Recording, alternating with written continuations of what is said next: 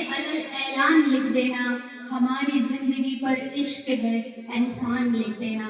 कि किसका मकबरा है दुनिया वाले जान जाएंगे, हमारी कब्र की पत्थर पर हिंदुस्तान लिख देना। आदरणीय प्राचार्य महोदय, प्राध्यापकगण एवं सभी साथियों को मेरा सादर प्रणाम। आप सभी को गणतंत्र दिवस की हार्दिक शुभकामनाएं।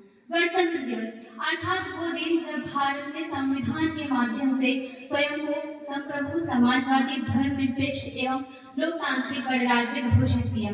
साथियों, आज का दिन हमें याद दिलाता है कि हम शासित नहीं बल्कि स्वयं अपने देश के भाग्य विधाता हैं, और यदि हम सत्य, अहिंसा, न्याय एवं कर्तव्य के पथ पर चलेंगे तो आज भी हमारा संविधान इस देश को विश्व गुरु बनाने की ताकत रखता है। क्योंकि हमारा संविधान किसी एक व्यक्ति की देन नहीं है, बल्कि ये संविधान सभा के 300 सदस्यों का विचार मंथन का परिणाम है। 300 सदस्यों के विचार मंथन का परिणाम है।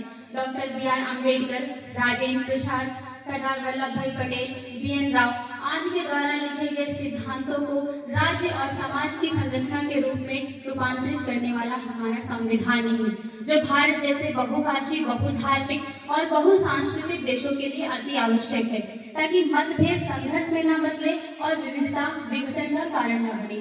संविधान एक ऐसी व्यवस्था है जो समाज को नई दिशा देता है, जो सिखाता है कि किसकी क्या जिम्मेदारी है, किसके क्या अधिकार हैं तथा सत्ता का उपयोग किस सीमा तक होना चाहिए।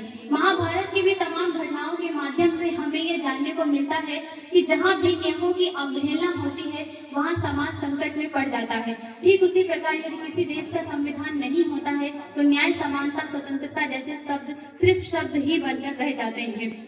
आज जब हम अपने अधिकारों का प्रयोग करते हैं तो हमें ये याद रखना चाहिए कि ये अधिकार हमें आसानी से नहीं मिले, बल्कि हर अनुच्छेद के पीछे त्याग, तपस्या और अनुभव छिपा हुआ है।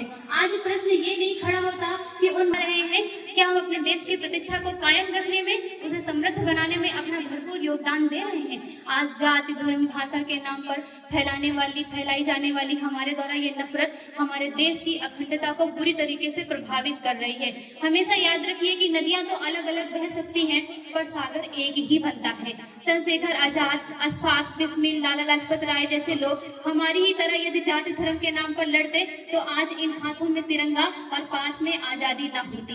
भगत सिंह, सुखदेव, राजगुरु जैसे युवा जब फांसी चढ़ सकते हैं, भीमराव अंबेडकर जैसे महापुरुष अपमान सहते हुए भी तमाम मुश्किलों का सामना करते हैं सिर्फ और सिर्फ अपने समाज के लिए, अपने देश के लिए, तो उन महापुरुषों के मुताबिक हमें तो इतना कुछ भी नहीं करना है। आज हमारी मातृभूमि हमसे धर्म नहीं पूछती, हमसे भाषा नहीं मांगती, वो मांगती है तो सिर्फ एकता, अखंडता, प्रेम और भाईचारे वाला मन, जिससे महक उठे हमारा ये चंचल वतन। इसलिए महाभारत में भी कहा गया है कि यदा चरित्र श्रेष्ठ इस्त देववत्रो जना, यदा प्रमाणम कुरुते लोक इस्त धनु वर्तते।